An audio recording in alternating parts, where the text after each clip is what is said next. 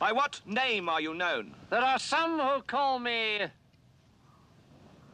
Tim. Welcome to another episode of Timmy Talks, the channel where we talk old school magic. And today I am playing against brand new patron of the show, Andrew. Andrew, welcome to the channel and thank you for supporting the show. Andrew is from America, and a funny story, I actually met him in Europe at the World Championships in Genoa at WinCon, and he made it into the top 16, so he did really good. I mean, this is one of the most prestigious old school Magic tournaments. Making it into the top 16 is a big deal, and I believe he is playing that very deck today on the channel. It is DFB Green, and he's taking on a new deck of mine, 4-color Eureka. I've simply just called it 4-color Eureka because that is what it is. This deck is built completely around Eureka, the very cool sorcery from Legends, and I can't wait to show this deck to you. It is so explosive. Just a quick shout out to Rasmus. I met Rasmus a long time ago, but again on the Often Troll Cup, and he actually gave me my 4th Eureka, and that's the reason that I built this deck. So that's of course a great gift. Thank you so much, my friend. And I'm going to try out that card in the episode today. But before I start with the deck text, I would first like to point out that as always, you can also choose to first go to the games, check out the deck text later. I know some people prefer to do that. The easiest way to do this is by checking out the description below, because there you will find several timestamps. One of the timestamps reads MTG games. So click on there, it'll take you straight to the games. And in that same description below, you will also find a link to the Timmy Talks Patreon page, and that is patreon.com/TimmyTalks. And on this page, you can find out how you can support me as a creator, and also how, if you want to, you can actually play a game against me and maybe even make an episode together on the channel. So all that information can be found on patreon.com/TimmyTalks. Okay, and now that you're fully informed, I'm going to continue with the deck text. I'm going to start with my deck, actually, Eureka. Let's have a look. Okay, and here we see my deck 4-color Eureka, because it simply has 4 colors, and Eureka is really the main card in this deck. I'm playing with the full playset of Eureka, and maybe that card is a good starting point to discuss this deck. Eureka is 2 green and 2 for a sorcery that says, and I'm going to read current Oracle text, starting with you, each player may put a permanent card from their hand onto the battlefield. Repeat this process until no one puts a card onto the battlefield. And this last sentence is really key. Repeat this process until no one puts a card onto the battlefield. So even if your opponent kind of stops saying, oh, you know what, I don't want to play out anything anymore, I can still continue. And remember, it's permanence, so you can also play lands with this. It's pretty cool. And of course, when you have a Eureka deck, what you want to do is play out big, cool creatures. And that's exactly what I did as well. I mean, look at this deck. I'm playing 4 Shivan Dragons, 4 Triskelions, then I'm playing a little bit of a smaller creature, the Urnam Djinn. The reason I'm playing 3 Urnam Djinn is that if I don't find my Eureka or my Eureka gets countered, I can still play out some creatures, put some pressure on the board. And then, of course, I'm also playing with some legendary creatures. I think the coolest by far, of course, is Nicol Bolas. Nicol Bolas is really the dream, you know. It's a dream to have an early Eureka. Let's maybe say turn 1. Let's be wild. Let's say I've got Tropical Island, Black Lotus, sack that stuff, you know, play out my my Eureka. Actually, thinking about it is that I also need a Mox Emerald for this dream. Because listen up, what I want to do is I want to play Nicol Bolas, which is a legendary creature, 7/7 flyer, that says at the beginning of your upkeep, sacrifice it unless you can play blue, black, and red, which is going to be difficult, right? If you play it at turn 1 play that I just described. But the cool thing is, it also says whenever Nicol Bolas deals damage to an opponent, that player discards their entire hand. So listen up, if I can get Nicol Bolas on into the game early with my Eureka, and I can combine it with this card, Concordant Crossroads, that is when the fun happens, because Concordant Crossroads simply says all creatures have haste. So my creature has haste, so I can just swing in and hopefully deal 7 points of damage, but more importantly, take care of the entire hand of my opponent. I mean, that would just be absolutely brutal. Is it going to happen? I don't know. There's a small chance, but I'm going for it. You know, I always love to play a deck that has a dream in it. Now, besides all the big creatures and the Eurekas, what you mainly see is just restricted cards. You know, a lot of powered cards are in this deck. You need all that power. You need all that heavy violence to make this deck kind of work, right? I'm also playing, besides those cards, with a single Control Magic. Control Magic, of course, being quite good when you're asking your opponent to kind of dump his hand on the table. There's probably going to be a big creature in there. You can steal that with the Control Magic. I'm also playing 2 Sylvan Libraries because they are, of course, going to help me to find the components that I need. I mean, in a way, this deck is kind of like a combo deck, right? Because you're looking at specific pieces, and then when the combo goes off, hopefully that turn or the turn after, you're going to win the game, right? Because you're going to cast Eureka, you're going to play a lot of big creatures, you're going to play Concordant Crossroads so that you can attack that very same turn, right? And just put a lot of pressure on your opponent, attack that life total as aggressively as you can. This is, of course, quite tricky because you really need to have the perfect hand. So that's why I'm playing, of course, with all the draw 7s in the game, the Time Twister and the Wheel of Fortune. That's, of course, why I'm playing with Ancestral Recall to get more cards in my hand. That's why Sylvan is so important. And maybe a funny thing to note here is the sideboard, because the sideboard is also something that I thought about. I've got 3 Steel Artifacts and 3 Control Magics in this deck. And I saw another player, Rob, also known as Broodjesboer, do this as well at a tournament for his Eureka deck. And I thought, oh, that's quite smart, because if your opponent sees the Eureka in the first game, they're probably going to board in like big creatures or heavy costing artifacts from the sideboard because, hey, you've got a Eureka anyway, and they also want to exploit that Eureka. But if I take my Eureka out and put Control Magics in, put Steel Artifacts in, you know where I want to go? So that's pretty cool. And also the creature base. I mean, obviously I gave that some thought as well because, I mean, look at my mana base. If there's a Blood Moon, I'm in trouble. So that's one of the reasons why I chose to go for 4 Sheevan Dragons and 4 Triskelions, because they cannot be stopped by a Blood Moon. So even if my opponent has a Blood Moon, it's not ideal, right? But I can still continue playing big creatures. I can kind of play through it, right? With this deck, with this choice of creatures. And another reason for me to choose Triskelion is Robots is quite popular at the moment. So a lot of players are playing the Abyss. So when they play the Abyss, at least my Triskelions will survive. And after sideboarding, I can board in those 2 copy artifacts. I can board in my Steel Artifacts. And I think then I'm in a pretty good position, right? So I tried to think a little bit about the metagame as well. And talking about the metagame, I'm also playing with 3 Red Elemental Blasts in the sideboard, because one of the tough things of this deck, one of the problems I foresee, is when you have to play against a control deck like the deck or one of those white-blue X decks that plays a lot of counter magic. Because if they counter away your Eureka, it's going to be really tough. So by playing my Red Elemental Blast, hopefully I can play Eureka with a Red Elemental backup if I have to play against those type of decks. Okay, so this is my deck, 4-color Eureka. I hope you like it. Let me know in the comments below. I always love to hear feedback from all of you and maybe, make some tweaks. If you have some suggestions, feel free to share them down below in the comment section. Okay, and now let's take a look at the deck of my opponent. And here we see the deck of Andrew. So it is DFB Green. And maybe you're wondering, why DFB? What do those initials stand for? Well, they stand for Dave Firth Bard. And he's really a rock in the old school Magic community, and he's known for playing very, very good with mono green. He's also the organizer of the biggest old school Magic tournament in America, possibly the world, that is LobsterCon, which is really a great event. I've never been, by the way, but Andrew has, and people tell me it's a great event. And he's also the organizer of the Winter Derby and the Summer Derby. Those are the 2 biggest online old school Magic events around. So, I mean, Dave, thank you, man, for all that you do for old school. And of course, also just as a deck builder, Dave loves to build decks without the blue power. So that's always interesting to see what he comes up with. And like I said, he's had some really good results with mono white and mono green. This is his mono green build, which is actually not all that mono green anymore because he decided to splash a little bit of black in there. And again, he's had really good results. So then, of course, people see that and think, okay, I'm also going to splash a little bit of black in my mono green. And what we see here, the black splash is Demonic Tutor, Weakness, Mind Twist. Yeah, of course, that card's good. We're both playing Mind Twist today. Wow. We're nasty people, Andrew. We're nasty people. And he's also playing with City in a Bottle. City in a Bottle could be quite useful against me, actually, because I'm playing for City of Brasses and, of course, those Urnums.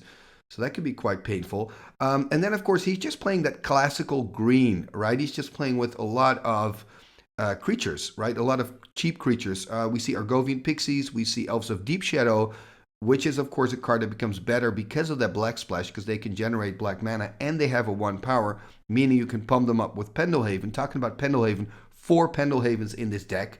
And I think when you're playing 4 Pendelhavens, what you're really saying is I always want to have a Pendelhaven on the battlefield. I just really want that. I'm going to count on that.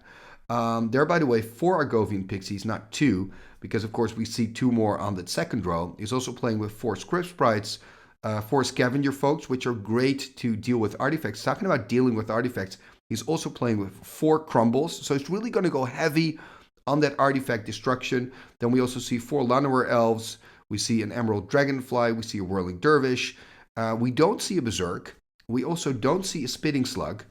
Which is interesting because I know DFB really loves Spitting Slug, so I guess he took them out. We also don't see any Urnham Djinns, which of course makes sense because he's also playing City in a Bottle main. We're seeing 2 Hurricanes main as well. Often you see those in the sideboard.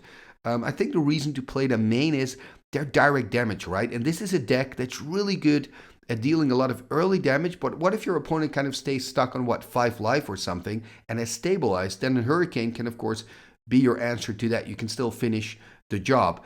And then, of course, when you want to go heavy on artifact destruction, probably targeting the mana rocks like Felwar Stone and, of course, the Moxen, then it's also really good to also play with land destruction. So he's playing with 4 Ice Storms as well. And then, of course, the ideal situation is turn 1 Llanowar Elves, turn 2 Ice Storm, maybe a turn 3, play a Crumble, destroy some mana rocks, really slow your opponent down while you are constantly playing out creature after creature after creature, kind of have that swarm strategy. Talking about Spitting Slug, by the way, it's not in the main, but it is in the side. And in the side, we see an extra City in a Bottle. We also see 2 Terrors, which I think are going to be really useful in this matchup.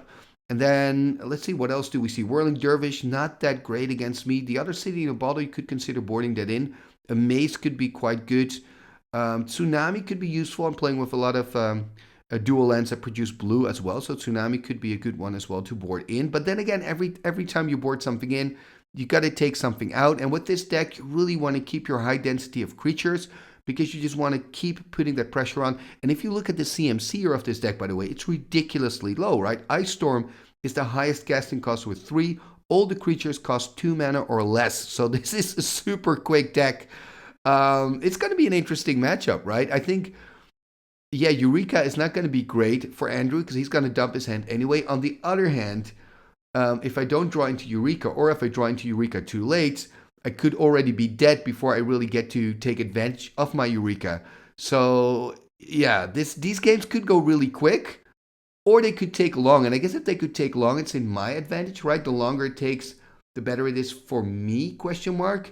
Anyway, we're going to find out. This is the deck of Andrew. We looked at my deck, and that only means one thing. We are ready for the match. Enjoy. Game number 1, here we go. So it's Andrew versus Timmy. Andrew sitting on the left playing a mono green, a DFB green, starting here with a forest. And if you're Andrew, of course, you just want to get out of the gates as quickly as you can.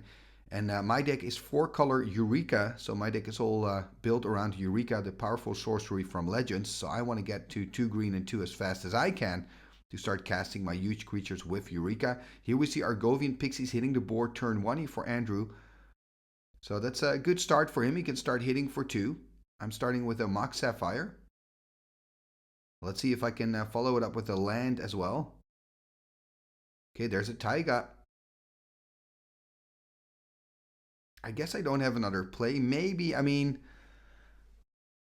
Felwar Stone. I've got Felwar Stone in there as well. That's 2 to cast. But not much happening for me when I've got 2 mana. Although, look at this. Tapping 2. Is there going to be a Felwar Stone here? Then I'm ramping up, and maybe then next turn I can play Eureka. That would be quite nice. Looks like I'm not quite sure of this move. A little bit in the tank still. Okay, just tapping 1 blue. Really curious what I'm thinking about. It's still early days. Looks like, oh, we've got a Soul Ring there. Okay, Soul Ring hitting the board.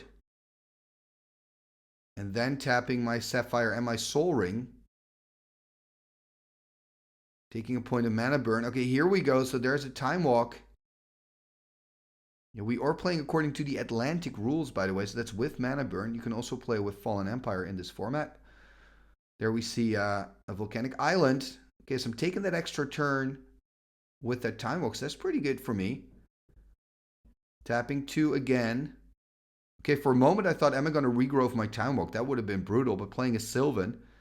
So having a great start here, actually can't complain. The only thing I need is one more green source to potentially play Eureka. On the other hand, my hand must be pretty empty. Oh, look at this. So playing a Chaos Orb, gonna flip here, probably on the Argovian Pixies. Taking my time here. Oh, I wanna make this hit, and it's a hit. Flipping on the Argovian Pixies. And that's kind of the weird thing with Argovian Pixies, because in the meanwhile, by the way, Andrew seems to have some issues with his camera. But what I wanted to say is Argovian Pixies says that any damage dealt to it by artifacts is reduced to 0, and it cannot be blocked by artifacts, but it doesn't have protection from artifacts. So you can still flip on it with the Chaos Orb. And yeah, we have a little bit of a blurry situation for Andrew. I can tell you that will go away eventually, because I remember this well while I was playing against him. A little bit annoying, but sometimes you have that with those webcams. So here we see a Mox Emerald, very blurry Mox Emerald.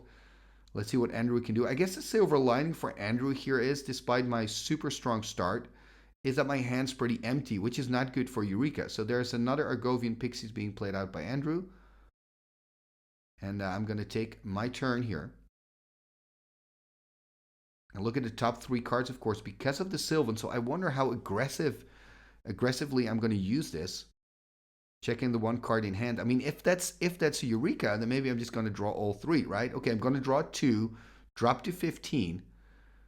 If I have another land drop, I actually already have 6 mana, so I can just start hard casting all those bigger creatures in my deck. 4 Shivan Dragons in my deck, 4 Triskelions in my deck, some legendary creatures. So I'm going to tap 6 here. Are we going to see a Shivan Dragon? Oh, we're going to see a Triskelion. I think Shivan would have been better. Remember, with the Trike, I cannot kill the Argovian Pixies. It has 1 toughness, but if I shoot one of the Trike arms at it, because it's an artifact source, the damage is reduced to 0. So that's not going to work for me. Okay, we had a little fix here for Andrew. Look at this. The image is back. Oh, that's so much better, Andrew. But anyway, I've got a Triskelion here on the board. I'm on 15, passing the turn to Andrew. Andrew is still on 20.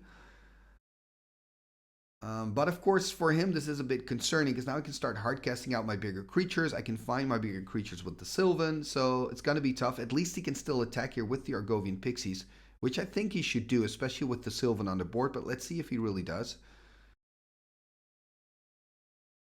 You know, because you want to, when you have, your opponent has a Sylvan out, it's like, okay, for 4 life, you can draw an extra card. So then I always have the tendency to play more aggressively, right? Because I don't want to give my opponent extra cards. So if I can hit him for 2, that's like half a card gone. It's exactly what Andrew does. No, untaps again. Yep, that's what he does. Okay. I'm going to drop to 13 here. And there's a forest, another creature, I assume. Yeah, there's the Script Sprites. So I can kill the sprites here. I could.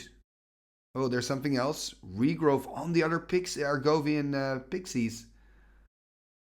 Oh, that's annoying.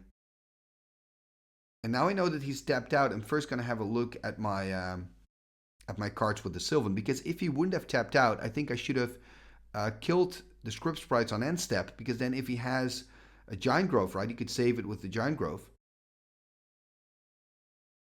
And then he would use that Giant Growth in his own main. So Andrew here going to 16. Little glitches for him again. Oh, there's a Shivan Dragon. Oh, it's really looking bad for Andrew. There's a Shivan Dragon. 1 card left in hand. Shivan on the board. Triskelion on the board. Yeah, and I think that early ramping up. Remember, I started with the land, Mox Sapphire, and a Soul Ring. That was really a big problem for Andrew, because that means I can get to go to that 6 mana really quick, start casting creatures like Shivan and Triskelion. And to make matters even worse, remember that first turn I had a Time Walk taking an extra turn. So that's kind of nuts for Andrew to play against that much power. So he's going to play a Bayou here. Yeah, and he was playing with some proxies in the deck, so he changed them as he was playing. Because one of the things on Timmy Talks, almost always all the cards are real cards. Sometimes there are proxies, but then I mention it in the description of the video or in the introduction. There's the attack here with the Argovian Pixies. So I'm going to drop to 11, I guess. Well, I could block with the Shivan.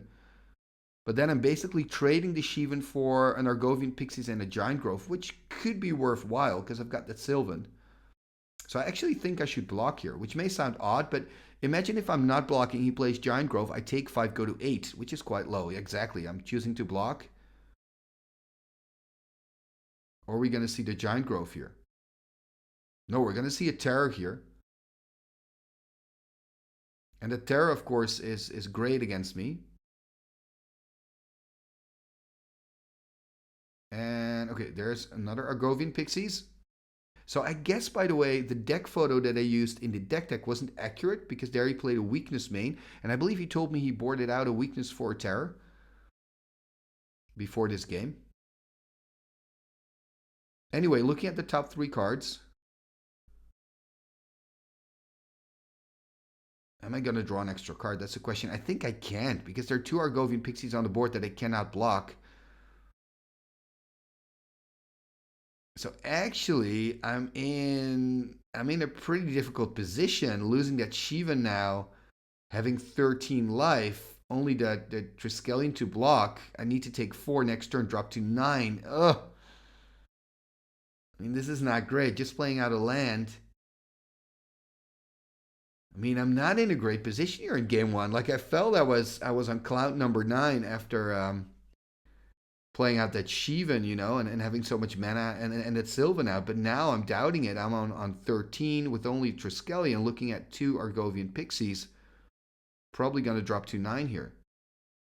Let's see what Andrew can find. Drawing for turn. 2 cards in hand for Andrew. 1 card in hand for me.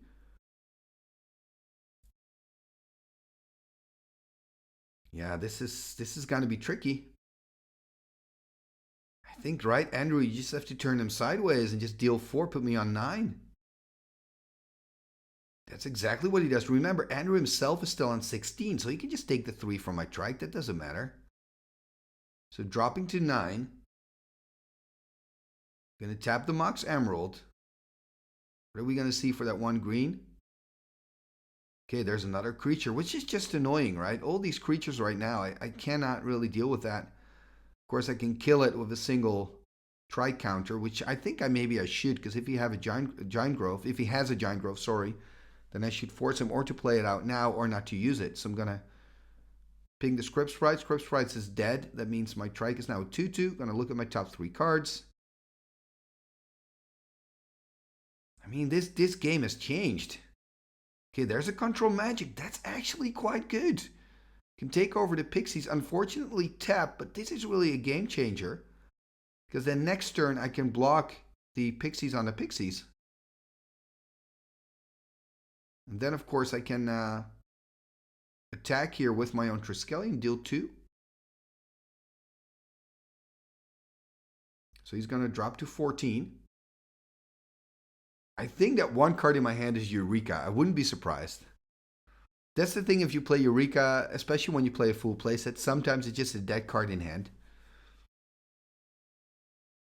There we see a forest.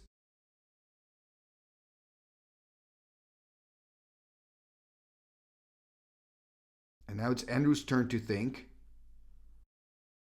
I would just definitely swing in with the Pixies, right? Just put me on 7.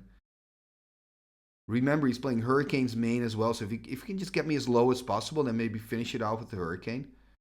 There's the attack for 2. The thing is with my Eureka deck, it's very powerful, but I don't have any real answers. Yeah, I got the Control Magic and a single mana drain, but that's about it. The philosophy of the deck is really that I'm creating the problems, not my opponent. So you are vulnerable, to whatever your opponent plays out. So looking at the top 3 cards again, picking a single card, being on 7, of course, not having the luxury to draw an extra card and go to 3, so staying on 7. Let's see what I dug up. Oh, there's a Mind Twist. Okay.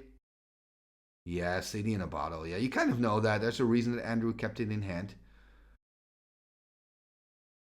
So I think that 1 card in my hand that I've been keeping almost the whole game is a Eureka, and that he just picked up a Mind Twist. I guess the other 2 cards must be or lands, or just another Sylvan, for example. There's the attack here for 2, or another Eureka for that matter.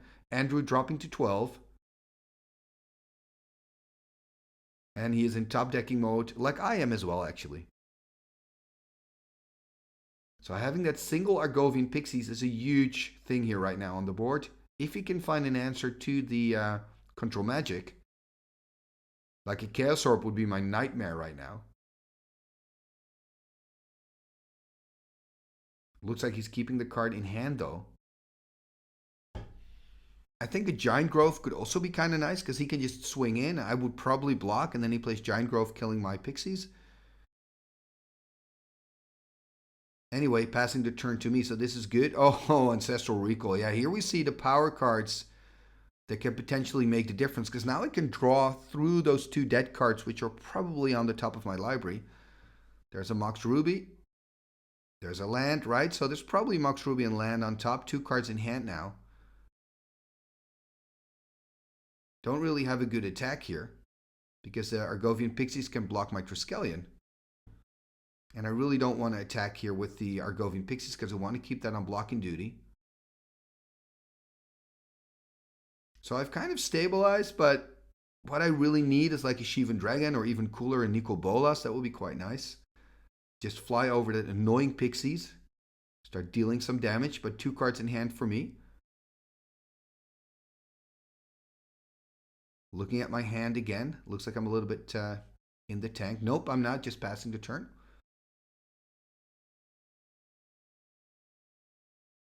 He taps a green. Okay, there's a Script Sprites. 1/1 flyer. I wonder if I'm just going to kill it here. Yeah, I'm going to just put the counter out. Going to kill it. And I think for Andrew, it's unfortunate that he hasn't found a single Pendelhaven, by the way, because that would have had a big impact on the game. I mean, I've already killed, what, 2 Script Sprites with the Trikes? And if he would have had Pendelhavens, that would have been a lot more difficult for me. Okay, it looks like I found something big. Gonna tap a lot. Ooh, is it a Brain Geyser perhaps? Oh, Brain Geyser. Yeah, this is a huge difference. This Brain Geyser, I think this is almost game to be honest. Because I'm playing it for 3, 5, 7. Gonna draw 7 cards. Now remember, I think that 1 dead card, I mean, it's got to be a Eureka, right? But now I'm refilling my hand. The Eureka all of a sudden becomes a good card. So I wonder what's going to happen the next turn. This could be huge. This could be the game changer. Drawing 7, playing out a land for turn, meaning I still have to discard, I believe, 1 card because I had 2 cards in hand. Drawing 7, go to 9, play a land. Okay. Look at this. Black Lotus, second to Lotus. Are we going to see a Eureka? There's a Eureka. Okay, now I really wonder what I have in hand. 7 fresh cards, right? The 6 left, I think. Yeah, 6 left, maybe even 5. Anyway, let's see what I can do. There's a Strip Mine. That's not very impressive. He's playing out his Bayou. Okay, there's a Triskelion 1, Triskelion 2. Wow, Nicol Bolas! Finding its way onto the battlefield. That is pretty sweet. Oh, and a Concordant Crossroads! I think I can finish the game. Concordant Crossroads gives all my creatures haste, meaning I can attack straight away with the Nicol Bolas. Remember, those Trikes are all 4/4s. Wow, this is huge. And yes, he can block 1. So he can stop 1 of the Trikes. He still takes 11, 12 points of damage. And of course, with the Pixies, yeah, he's absolutely dead. Wow, man, this was a crazy turn. You know, playing my Brain Geyser for 7, probably finding the Black Lotus, having the Eureka in hand, probably finding Concordant Crossroads and all those creatures. This is a dream scenario for my deck. Winning game number 1. Man, this was an explosive ending of game 1. I can only hope that the second game and the third game are going to be as much fun. Talking about that, we are going to let these players sideboard, and we will catch back up with you in game number 2. Game number 2, here we go. So, of course, Andrew here on the plate. Looking at his cards, I believe he took a mulligan there. If I'm not mistaken, picking up the 7. Let's see if he puts a card on the bottom. Yeah, putting a card on the bottom there, exactly. So he took a mulligan here, starting with 6. He is on the play, which is very good for him, of course. And I mean, it was looking really good for him in game 1 until I found that Brain Geyser and just had that insane turn, right? But he was actually very close to a victory. Starting again with the Mox Jet, turn 1. Pixies, again Argovian Pixies. Okay, so it's a copy of the first game. Does that also mean that I can find, again, a Time Walk? That would be quite nice. Oh, yeah, there we go. Time Walk. Okay. So if we're copying game number 1, it's a good thing. It means I'm going to win. So again, finding a time walk here. Very unfortunate for Andrew. And tapping 2 again. Oh, regrowth on the time. Damn. This is a great start for me. I mean, I'm not complaining, but if you're Andrew, you're like, what's going on here? Regrowth time walk, meaning I can time walk again next turn if I want to. And also, of course, next turn I can play another land and or a Mox, and then I've got the magic number 4. So I really wonder what my hand looks like. Anyway, let's first see what Andrew can do. Playing a forest, attacking for 2, of course, putting me on 18. Gonna tap 3. Are we gonna see an ice storm? Yep, there's an ice storm here. Okay, so at least slowing me down a little bit. Putting me back to 2 mana sources, meaning I cannot, probably not play out a Eureka this turn. And of course, I'm losing my blue source. Okay, I am finding the Mox Sapphire. Am I going to play out the Time Walk again? Yes, I am. But missing a land drop, though. This is a big deal. So I'm basically playing this to dig for lands. This could be problematic. Have I found a land from the top? That's the big question. So Mox Ruby, Mox Sapphire, Taiga, that's it, passing the turn. Look at this, doing absolutely nothing with that extra turn from the Time Walk. Great news for Andrew.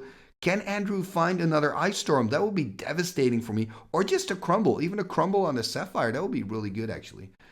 Finding a Mishra's Factory, attacking for 2, putting me on 16.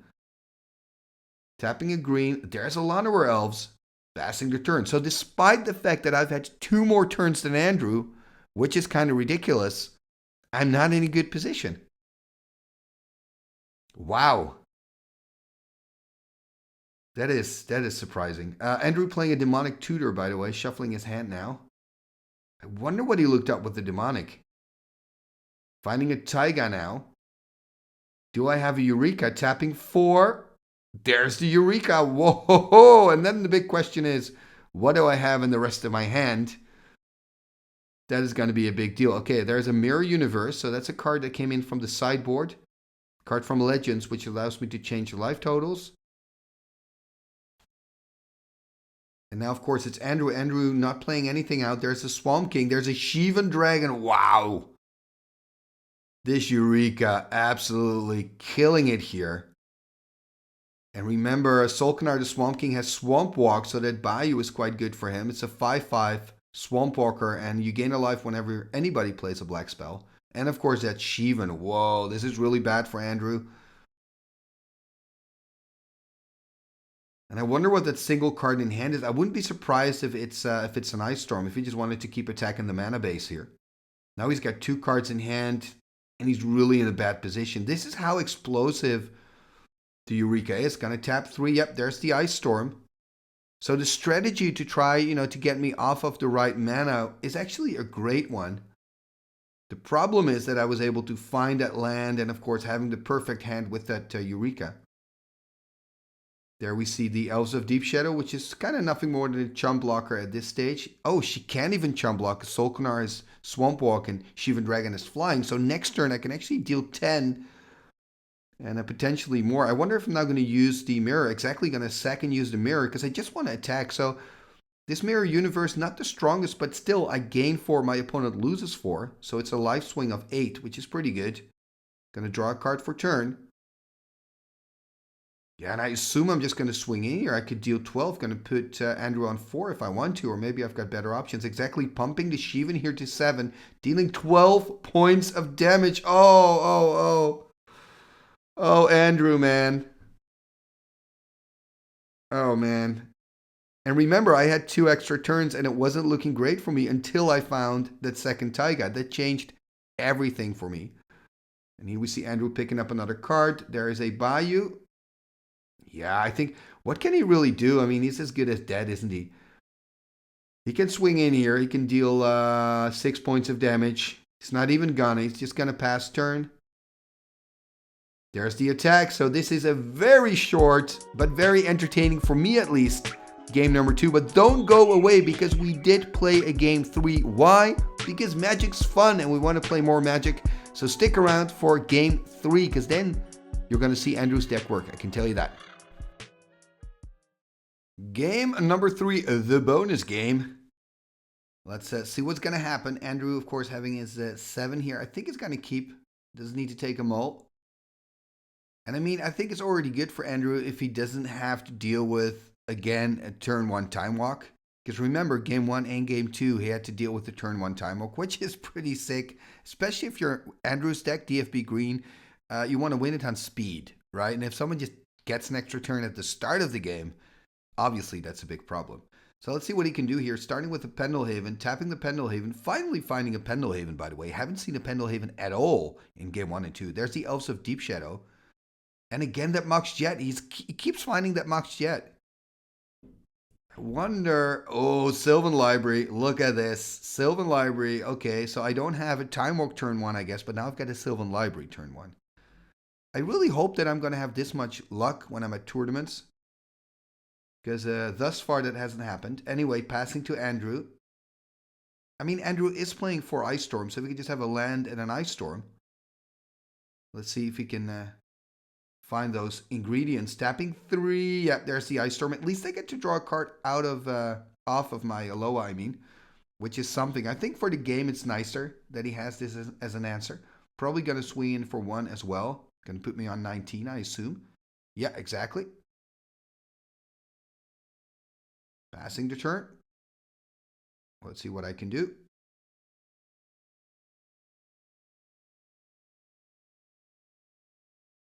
Okay, there's a tropical island. Discarding a Mind Twist. Ooh. Yeah, this is now already a bit of a problem for me because remember, Andrew's deck is really quick. I'm only playing a single land, not finding a Mox, not finding any acceleration. That's a problem, you know? Andrew can swing in now for 4 if he doesn't play out any other creatures. You know, because he has the Pendelhaven and the Factory. There's another Factory. Can actually swing in for 5 now if he wants to. Wow. Just going to swing in for 1. Am I going to drop here to 18?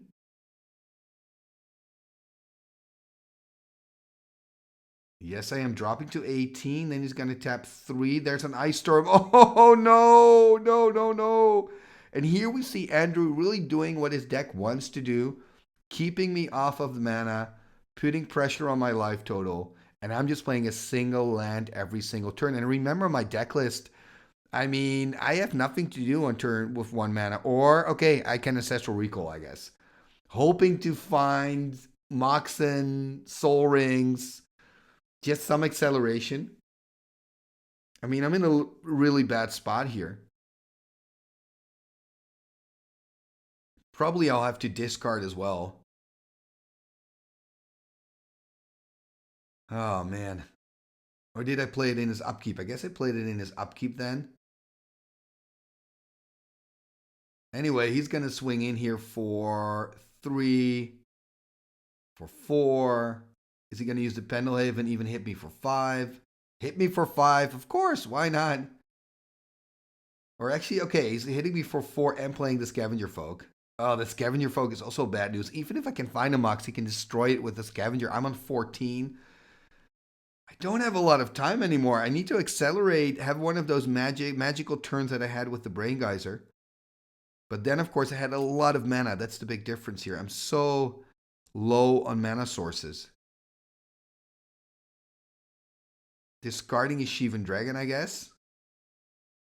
Yeah, discarding a Shivan Dragon.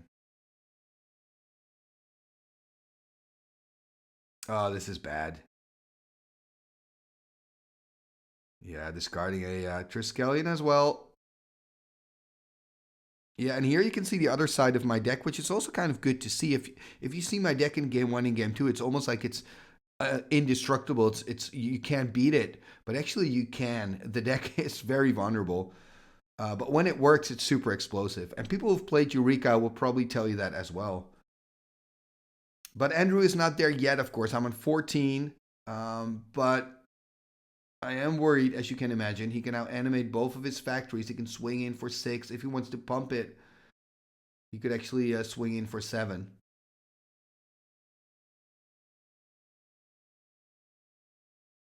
Is he going to do that? That's the question. I mean, why not, right? It only has 1 card in hand.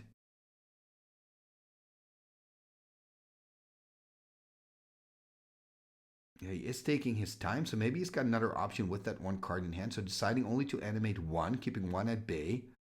2, so attacking for 4. Let's see if he's going to pump. Going to pump it, so attacking for 5. Going to drop to 9. Tapping 2 more. Okay, there's an Argovian Pixies. Really bad. I mean, I know that I don't have an Earthquake, but 1 Earthquake could already kind of solve 3 problems for me. Tapping 2 here. What can I do with 2? What, Felwerstone? Time Walk, perhaps? Time Walk would be nice. If I can Time Walk, I can then hopefully find a land in a Eureka, and maybe I can have one of those explosive turns and get back into it. Gonna go to 8, though. Time Twister. Yeah, this is desperation mode. This is kind of like my last stand. The thing is, I was on 9, right? And I think, oh, look at that hand. I had a Eureka. Oh, 1 mana. 1 mana would have made all the difference. Oh, the double Ice Storm. That was, that held me back, I think. Anyway, and of course, the fact that I couldn't find any Moxen or any other mana rocks. Anyway, shuffling up. What am I hoping for here? What can save me? I think I need Mox Emerald, Black Lotus, Eureka, and then 4 big creatures, right? That's kind of what I'm going for. Which is completely unrealistic, but it's my only way out. I was on 9, by the way, and I was looking at the creatures of Andrew. I remember this moment. And I was like, you can actually deal exactly 9 points of damage because he can animate his 2 factories. That's 4. He can attack with the Argovian Pixies. That's 6. Then he's got 2 1/1s. That's 8. But he also has the Pendelhaven. So he had exactly 9 damage on the board. So I didn't have another turn after this one. So this is really my only out. So bring it on. Bring on the Mox Emerald. Bring on the Black Lotus. And then the Eureka. That would be really, really cool. Let's see if I got super, super lucky. I guess I'm not because I'm just passing the turn to Andrew. I'm tapped out. I'm on 8. I'm as dead as can be. Exactly. That's it. Showing my hand here. Finding a Mind Twist. Did find a Eureka. The Shivan. Ooh, Mirror Universe. So, and the Time Walk. Oh, wow. If I would have had enough mana, I could have done Eureka, Time Walk, and Mirror Universe. That would have been sick. But it is what it is. And here you can kind of see the power of the DFB Green deck. The thing that, of course, Andrew wanted to do in the other 2 games as well. Keep me small, keep me low on mana, and then just making it really hard for my deck to function. Man, I guess I was just really, I wouldn't say lucky because it's what my deck wants to do, but I did find the right ingredients in those first 2 games. And the 3rd game was a great demonstration of what can also happen. Same matchup, completely different outcome. And that's old school magic for you. Sometimes you see a deck on this channel, you think, oh, the deck's invincible. Then you make it yourself, you go to a tournament and you get your ass whipped. It can happen, you know, win or lose. There are just small little circumstances that can make a big, big difference. Anyway, thank you very much for watching another episode right here on Timmy Talks, the channel where we talk old school magic. And before you go, please take a moment to subscribe to the channel, leave a like, a comment, and share it on your socials. All these things are free and really help the channel move forward. And talking about moving forward, you can also become a patron of the show like Andrew. Check out patreon.com/TimmyTalks to find out how you can support the channel and also how, if you want to, you can play a game against me and also join our online community on Discord and join all our online tournaments as well. So you can find out all the information about all that on patreon.com/TimmyTalks. For now, thank you very much for watching, and let's go to the end scroll.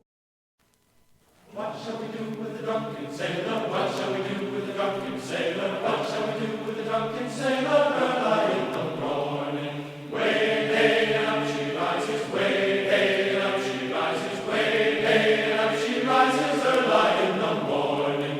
Putting in the longboat until he's sober, putting in the longboat until he's sober, putting in the longboat until he's sober, early in the morning. Way hey and up she rises, way hey and up she rises, way